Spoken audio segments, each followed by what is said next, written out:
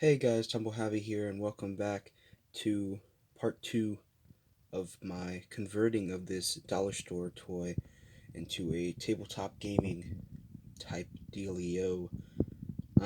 Last video, I went over how I took it apart and how I primed it.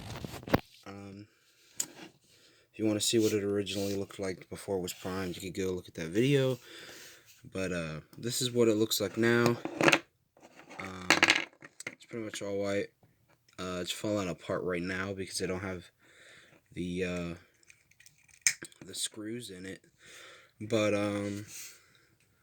yeah. I found this cool base, which isn't 100% perfect for how the holes are placed, but I found if I squeeze the legs together just slightly, it should be able to stand on there pretty well. So I think that's the base that I'm going to try to use for this project. And yeah, he's just gonna kind of tumble apart for now.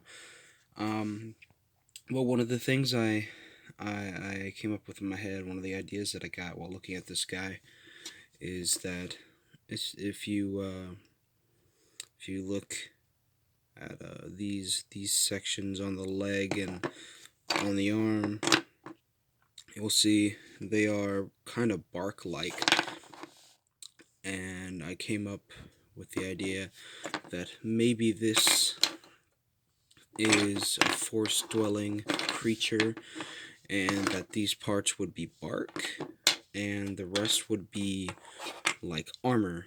So it would be, silver and brown.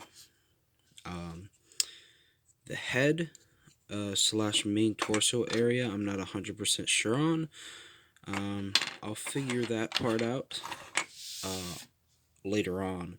But for now, today, I want to just mainly focus on doing the limbs, since those are the things that I have plans for.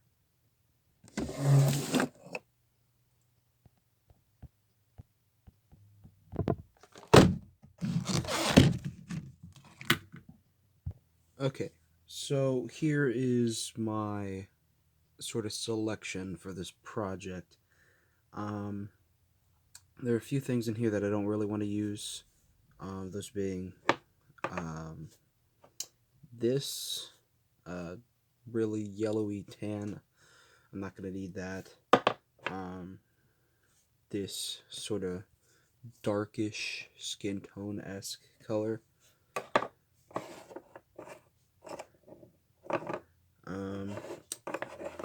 I don't know if I'm gonna use gold yet, so I'm just gonna keep that here for now, in case I change my mind on that. Got some black gloss, just in case. Some super glue. We got a few colors over here of Model Masters, just in case I need those as well. If I want to do something with a little bit of a contrasting color, like, I don't know, glowing bits, dots, something, I could use some of those. Before I dive in straight into painting, I do want to make sure that these holes and these feet actually do fit, and it looks like they are just barely too small for the pegs to go into, so I will have to open those up a little bit. For this, I'm just probably going to use this little pocket knife, but I do have to be careful, being this pocket knife is very, very sharp. And when you're doing stuff like this, resizing something, don't be scared to just stop and check. You're probably going to want to check a lot,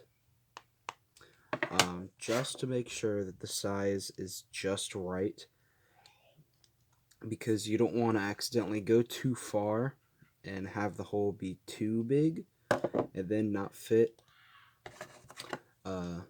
I mean, if you have super glue, you could use that as a backup if it doesn't fit.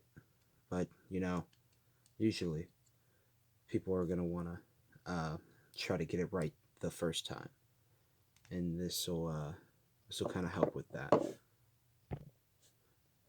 After widening up these holes so they're big enough to actually go around the pegs, I noticed obviously the hole itself was not deep enough, um, and that's something that you know is pretty common with stuff like this. So uh, obviously, all you got to really do is uh, get some type of tool, be it a drill or a small knife or something that can just basically deepen the hole. Now, you do also, while you're doing this, want to be aware of how thick the surface is along the top, because you don't want to accidentally pierce through that all the way, because then you'll have a nasty hole on the top that you'll have to patch up with clay or epoxy sculpt or whatever it is that you use to fill in things such as that. But yeah, just if you're going to be doing something like this, keep in mind how thick this is, and that you don't want to go too far. Also, a good thing to do would be to compare where the hole is and where the peg is, how high the peg is on there, so you know basically the ballpark of how deep you want that to be, rather than just sort of winging it and guessing it.